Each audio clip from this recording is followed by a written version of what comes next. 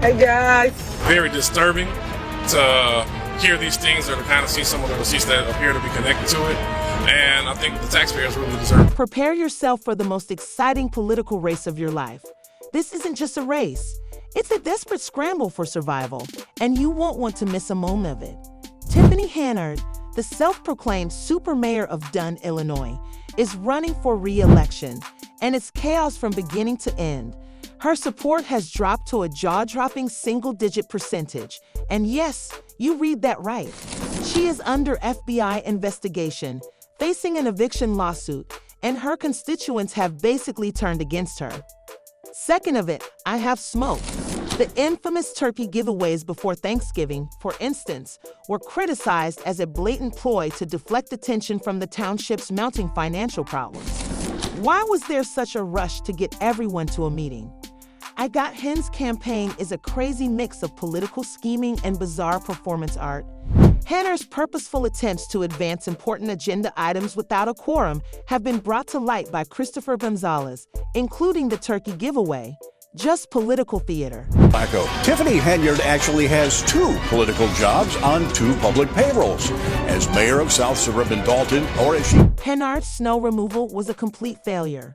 While people of Dalton battled through the icy streets, she appeared more preoccupied with social media than with dealing with the situation. This was not only lack of competence, her constituents were left to defend themselves in hazardous situations, demonstrating a flagrant lack of concern for their safety and well-being. Like a misspending of tax funds, I think that's the biggest, Relationships between H and nearby businesses and churches are in ruins. Many entrepreneurs have expressed annoyance at her obstructive methods, which have made it nearly impossible to obtain permits. One trucking company owner, Lawrence Gardner, even told the public that his company was closed because he refused to donate a significant amount to Hen's campaign, comparing her to New Jack City's notorious drug boss, Nino Brown. This isn't just poor leadership, it's downright intimidation. Reaching a boiling point, residents are tired of the ongoing turmoil, financial mismanagement, and neglect that Henyard's leadership has caused at a defined life. This is embarrassing, as one resident exclaimed at a public meeting, and many others agree. They're not just unhappy. They are very angry. Another expressed the general feeling of betrayal by saying, "She's power hungry and doesn't care how much she drains the area of resources." Henyard's hold on power is eroding, but she is determined to stay on no matter the cost. Investigations from federal entities. Those entities, as we know, can take anywhere from 2 months to 5 years. We feel this option. Then there is the FBI investigation, which is the big problem looming over Hen's re-election campaign. Federal officials have subpoenaed documents pertaining to Dalton and Thornton Township's finances, including scandalous contracts and charges of embezzlement of public monies. Although Henyard has vehemently denied any misconduct, the inquiry is still ongoing, raising major concerns about her political future. This isn't just about winning another term, it's also about avoiding possible criminal action. Public indignation, financial mismanagement, and political dysfunction have all combined to create the current state of affairs in Dalton. Re-election is Henyard's last-ditch effort to hold on to power and avoid the repercussions of her acts. Meanwhile, Dalton's citizens, tired of her antics and unfulfilled promises, are calling for reform. The feeling was well encapsulated by one YouTube commenter. "Residents must vote." Henyard won by a mere few hundred votes the last time, demonstrating how vulnerable her position is to being overthrown if a large number of voters turn out. A bigger issue was covered in another comment. The Illinois election officials are embarrassed by this. How did they allow it to occur? It highlights the structural flaws that allowed Henyard to gain power and hold on to it in spite of several warning signs. How things got this terrible is the true question at hand. The meeting wrapped up early because 2 trustees, as you mentioned, did not show up, Chris Gonzalez and Carmen Carlisle. Without them, not enough board members were present to make official. The likelihood that she will be reelected is increasing due to expanding legal disputes, worsening financial problems, and general public contempt. Bleak, her efforts to assign blame for odd campaign strategies and public fury has been heightened by her flagrant disrespect for people's concerns. This is not simply a political contest, but a referendum on her whole tenure in office, and the stakes couldn't be higher. The board do not show up. We are not able to pay bills.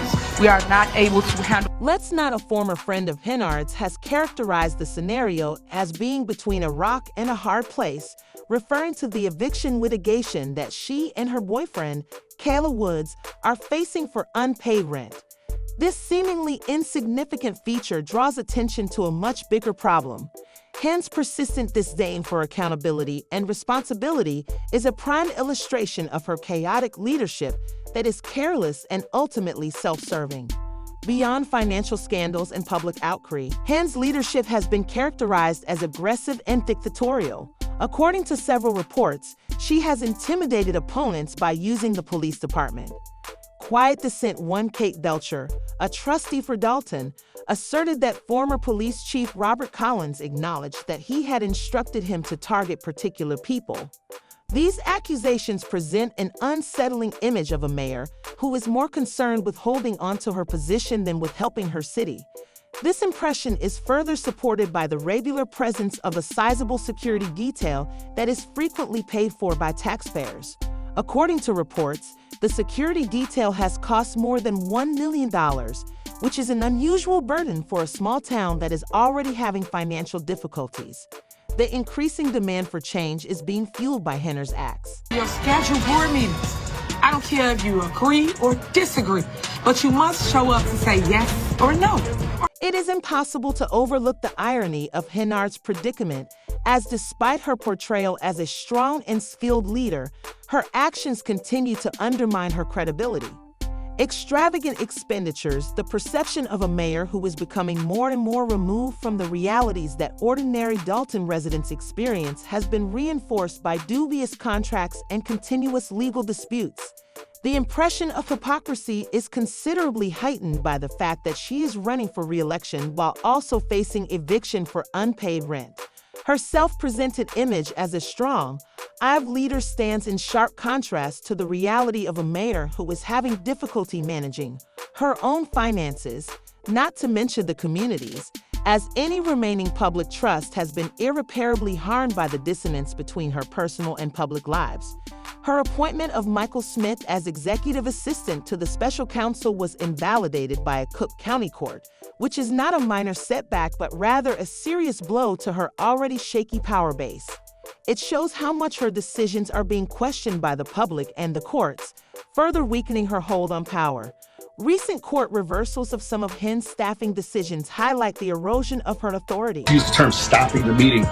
We just want to get some responsible adults, communication and try to do the right thing. The trustees Gonzalez and Carlisle's purposeful efforts to prevent Henyard from achieving a quorum demonstrate a profound mistrust and a determined attempt to stop her from advancing her agenda, as evidenced by their decision to postpone until the deadline for Henyard to attend the Thornton Township meetings that were canceled due to trustworthy absences.